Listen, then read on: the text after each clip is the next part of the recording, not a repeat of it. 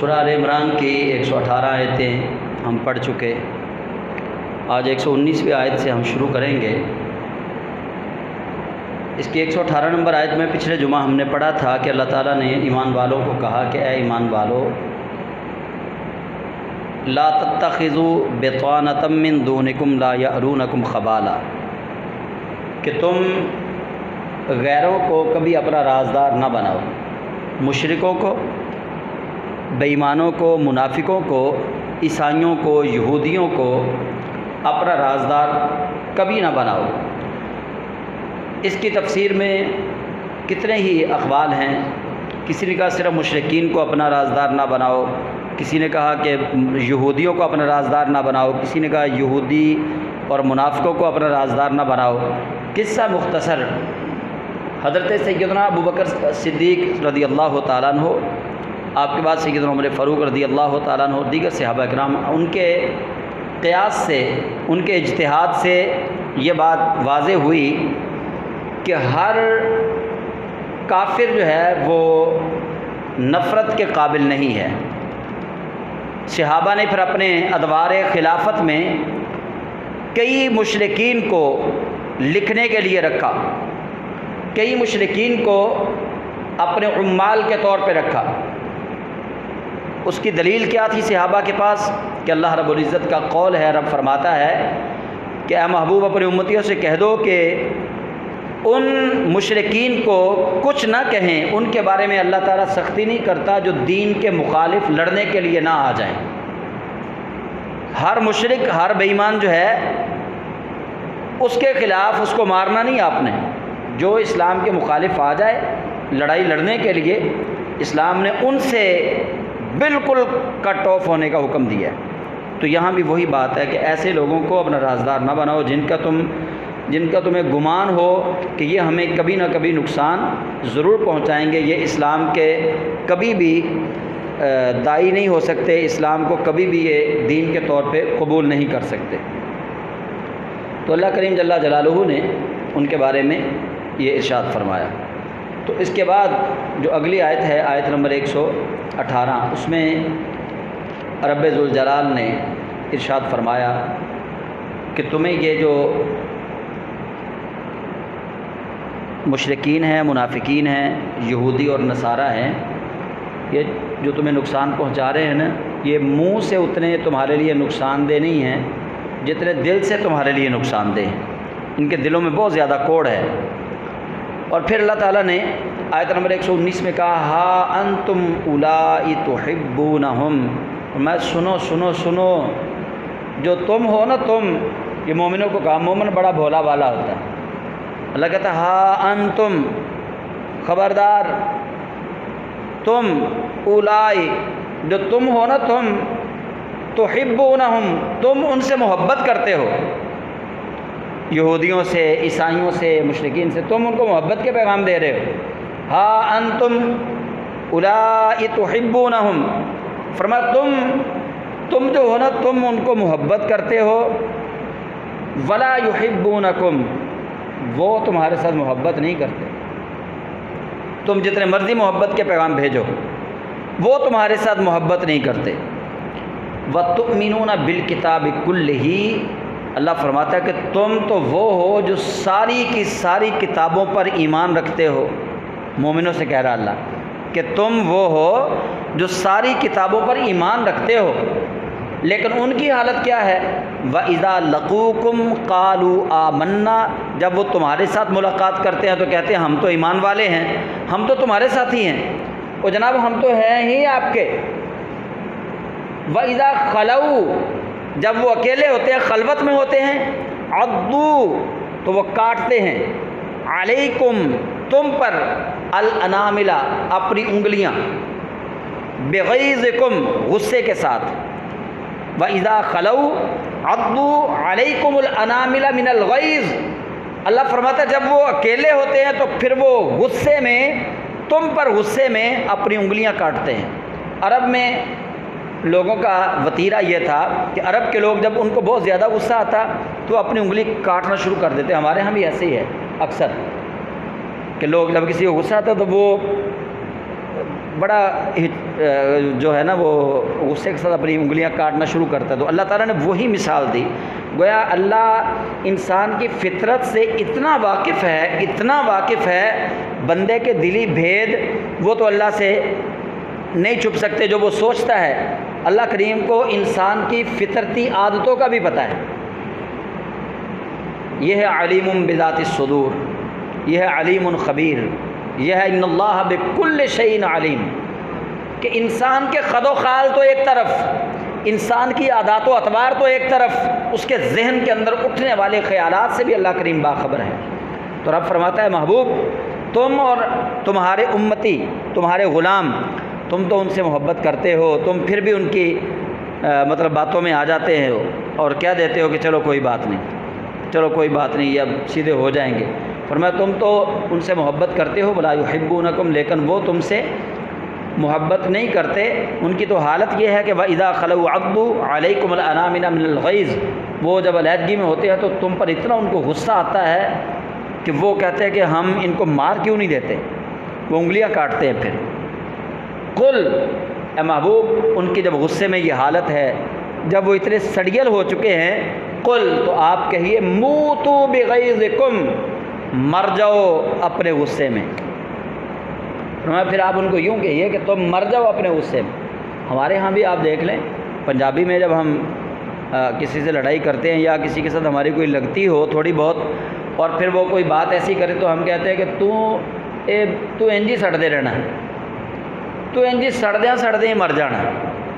ہم بھی پنجابی میں یہ الفاظ استعمال کرتے ہیں۔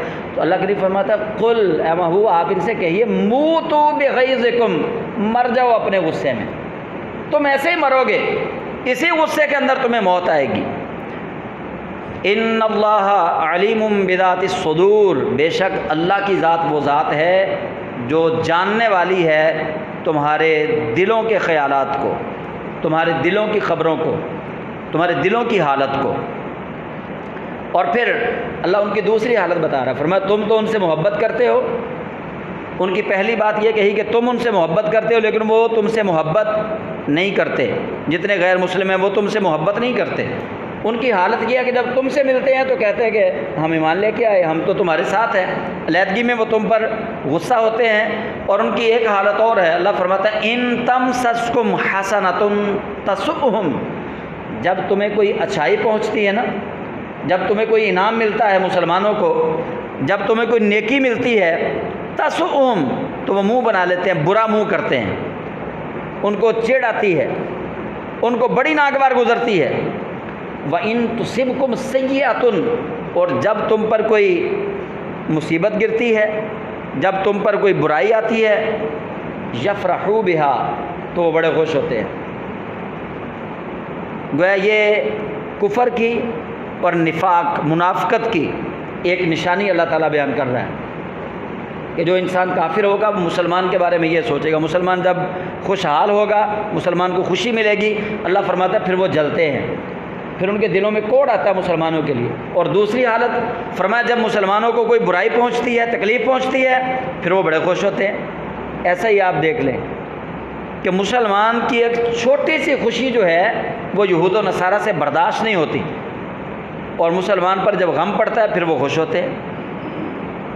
اس کی واضح ترین مثال غزہ ہے۔ غزہ میں جو مسلمانوں کے ساتھ ہو رہا ہے آپ دیکھ لیں، مسلمانوں پہ تکالیف ہیں تو وہ بڑے خوش ہیں، امریکہ ان کے ساتھ ہے، ہاں جی، روس ان کے ساتھ ہے، انگلینڈ ان کے ساتھ ہے، جرمنی ان کے ساتھ ہے، اسرائیلیوں کے ساتھ۔ تو یہی قرآن بتا رہا ہے کہ جب تم تکلیف میں ہوتے ہو تو وہ بڑے خوش ہوتے ہیں، اور یہی منافقت کی نشانی ہے، اور جو ہمارے معاشرے میں پائی جاتی ہے۔ جب ہمارے اپنے اوپر مصیبت آتی ہے نا تو ہم کیا کہتے ہیں، بس جی اللہ دی رضا۔ جب اپنا بیٹا گرفتار ہوا ہو یا اپنے بیٹے کا کوئی ایسا عمل سامنے آ گیا جس پہ مصیبت آئی ہے، یا اس کا ایکسیڈنٹ ہو گیا، یا اپنا ایکسیڈنٹ ہو گیا، یا دکان میں خسارہ پڑ گیا، تو پھر ہم کیا کہتے ہیں، بس جی اللہ دی رضا، اللہ دے کماں چ کون دخل اندازی کر سکتا ہے۔ اچھا جب کسی شریک برادری میں کسی دوسرے پہ یہ وقت آ جائے، اس کے بیٹے کا ایکسیڈنٹ ہو جائے، پھر یہ اپنی کیتیاں بھگتے پے نے، انہوں نے انج ہی ہونا ہے، انج ہی ہونا ہے، انہوں نے یہ اپنی کیتیاں بھگتے ہیں، اس کے لیے ہمارا معیار کچھ اور ہے کہ ہم کسی مسلمان کی مصیبت پر خوش ہوتے ہیں، اپنی خوشی پر، اپنی مصیبت پر ہم کہتے ہیں جی یہ اللہ کی رضا ہے، اور کسی مسلمان پہ وہی مصیبت آ جائے ہم کہتے ہیں کہ یہ اپنے کیے کی سزا بھگت رہا ہے۔ اس کو بھی اللہ کریم جل جلالہ نے نفاق کی نشانی قرار دیا ہے کہ وہ منافق ہے، وہ مومن نہیں ہو سکتا جو مسلمان کو تکلیف پہنچے اس کی تکلیف پر وہ خوش ہو، اس کی تکلیف کو وہ طنز کہ تیر برسائے اس کی تکلیف پر، اور اپنی تکلیف آئے تو پھر اپنی تکلیف کو وہ واقعتاً تکلیف سمجھے اور کہ جی کوئی بات نہیں ہے، تو اللہ کی رضا، اللہ کے کاموں میں کون دخل اندازی کر سکتا ہے۔ تو اسلام ایسی چیز کو پسند نہیں کرتا، یہ اسلام کی تعلیم نہیں۔ اسلام کی کیا تعلیم ہے؟ ایک بزرگ کے بارے میں نے ان کا ایک واقعہ پڑھا، غالباً وہ حضرت سفیان ثوری ہیں، ہاں جی حضرت سفیان ثوری، مجھے یاد آ گیا۔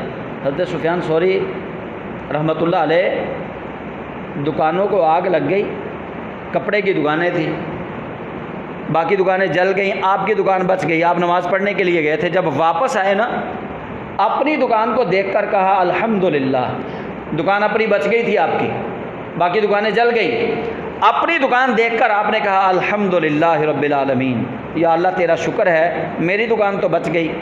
پھر بعد میں رونا شروع ہو گئے، پچھتاوا لگ گیا، پچھتانا شروع ہو گئے۔ اندر سے ایک آواز اٹھی، انسان کا اندر جو ہے نا دل اس کا یہ اس سے بڑی باتیں کرتا ہے، اندر سے آواز اٹھی کہ سفیان ثوری تیرے اتنے مسلمان بھائیوں کا نقصان ہو گیا، تجھے اپنے ان بھائیوں کے نقصان پہ رونا نہیں آیا، تیری اپنی دکان بچ گئی، تو نے اس پہ اللہ کا شکر ادا کرنا شروع کر دیا، اپنی دکان کے بچنے پہ تو نے خوشی کا اظہار تو کر دیا، لیکن اپنے ان مومن بھائیوں کی دکانوں کے جلنے پہ تمہیں افسوس نہ ہوا، دکھ نہ ہوا، تم ان کی دکانوں کے جلنے پہ تم روئے کیوں نہیں؟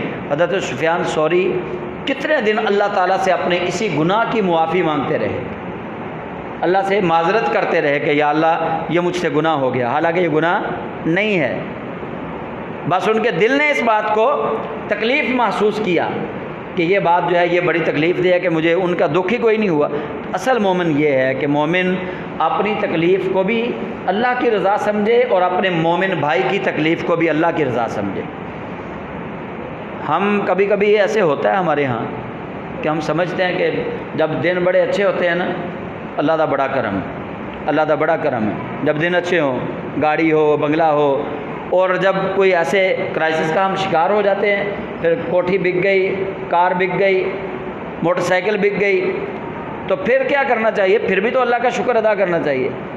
پھر باتیں یہ ہوتی ہیں بس یہ حرام دا مال سی تے حرام دی کمائی سی انجی جانی سی۔ ہم اپنے اس مسلمان بھائی کو بجائے تسلی دینے کے، بجائے یہ کہنے کے کہ بھائی یہ اللہ کی رضا ہے، اللہ وَتِلْكَ الْأَيَّامُ نُدَاوِلُهَا بَيْنَ النَّاسِ، اللہ کریم دنوں کو پھیرتا رہتا ہے، انسان پہ کبھی اچھے دن آتے ہیں، کبھی ماڑے دن آ جاتے ہیں، برے دن آ جاتے ہیں، کبھی وہ غریب ہوتا ہے، کبھی وہ امیر ہوتا ہے، یہ اللہ کریم کی ایک ترتیب ہے، اور مالک نے اپنی ترتیب کو سیٹ کیا ہوا ہے اللہ تعالیٰ نے۔ اگر رب ذوالجلال کا فضل آپ نے دیکھنا ہو کہ اللہ کا فضل کن لوگوں پہ ہے، تو یہ قرآن بتاتا ہے کہ اللہ کا فضل جن لوگوں پہ ہوگا نا وہ سب سے زیادہ مصیبتوں والی زندگی گزاریں گے۔ جن پہ اللہ کا خاص فضل ہوگا وہ سب سے زیادہ مصائب و آلام والی زندگی گزاریں گے۔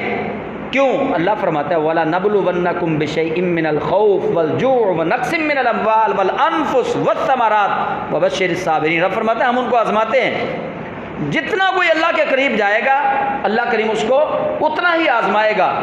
یہ نہیں کہ جس کے پاس پیسہ بہت زیادہ آ گیا، دنیا کا مال و متاع، دنیا کی سروری جس کے پاس آ گئی، اور ہم یہ قیاس آرائی شروع کر دیں کہ بھائی اس پہ بڑا اللہ کا کرم ہو گیا، اس پہ بڑا ہی اللہ کا کرم ہو گیا، یہ تو چودھری بن گیا، اس پہ بڑا اللہ کا کرم ہوا، اس کے پاس جی ایل آئی تھی اب اس کے پاس پراڈو آ گئی، بڑا اس پہ اللہ کا کرم ہوا ہے۔ نہیں، اللہ کا کرم اگر کسی پہ دیکھنا ہو آپ نے انبیاء کرام کی زندگی کو دیکھنا ہے، حضور کے صحابہ کی زندگی کو دیکھنا ہے، اور نبی علیہ السلام کے اہل بیت کی زندگی کو دیکھنا ہے، اور بالخصوص کرب و بلا میں نبی رحمت صلی اللہ علیہ وسلم کے پیارے نواسے سیدنا امام علی مقام امام حسین رضی اللہ تعالیٰ عنہ کو دیکھنا ہے کہ اگر اللہ کے نزدیک کرم والا معاملہ آپ نے دیکھنا ہے تو پھر آپ کو یہ دیکھنا پڑے گا کہ اللہ نے امتحان کیسے لوگوں کا لیا ہے۔ اللہ پھر اپنے فضل والے بندوں کا ہی امتحان لیتا ہے. یہ اصلی فضل ہے اللہ کا کہ اللہ کسی کو دین کی دولت عطا فرما دے. تو رب تعالیٰ جل جلالہ فرماتا ہے وہ تمہاری مصیبت پہ خوش ہوتے ہیں. وَإِن تَصْبِرُوا وَتَتَّقُوا، اور اے ایمان والو اگر تم صبر کرو، وَتَتَّقُوا، اور اللہ سے ڈرتے رہو، لَا يَضُرُّكُمْ كَيْدُهُمْ شَيْئًا، ان کا کوئی مکر، ان کی کوئی چال تمہیں کچھ بھی نقصان نہیں پہنچا سکتی. کفار و مشرکین کی کوئی چال، ان کا کوئی مکر، ان کا کوئی داؤ، کوئی فریب، وہ تم پہ بھاری نہیں ہو سکتا، وہ تمہیں نقصان پہنچا ہی نہیں سکتے. لا یضرکم، وہ تمہیں کوئی نقصان نہیں دے سکتے. کیدہم، ان کا مکر، شیئن، کچھ بھی، ان کا مکر تمہیں کچھ بھی نقصان نہیں دے سکتا. کیوں؟ ان اللہ بما یعملون محیط، کیونکہ ان کے سب کام اللہ کے احاطہ قدرت میں ہیں. ان اللہ بما یعملون محیط، اللہ ان کے سارے عملوں پر محیط ہے، اللہ کے احاطے میں ہیں. محیط کس کو کہتے ہیں؟ ایک ہوتا ہے علم محیط، اور ہمارا علم جو ہے یہ علم ناقص ہے. ہمارا علم ناقص ہے. اللہ کا علم، اللہ کی قدرت وہ محیط ہے. اللہ کا کوئی احاطہ نہیں کر سکتا، اللہ کا کوئی احاطہ نہیں کر سکتا. ہم سارے اللہ کے احاطہ میں ہیں. ہم سارے اللہ کے احاطہ کس کو کہتے ہیں یا محیط؟ وہ سمجھ لیں جیسے ایک رائی کا دانہ لیں، آپ گندم کا دانہ ایک لے لیں، چلیں گندم کا دانہ اپنی ہتھیلی پہ رکھیں، یا سرسوں کا دانہ لے لیں، اس کو اپنی ہتھیلی پہ رکھیں. جب آپ اس کو اپنی ہتھیلی پہ رکھیں گے تو کیا آپ اس کو چاروں طرف سے دیکھ رہے ہیں؟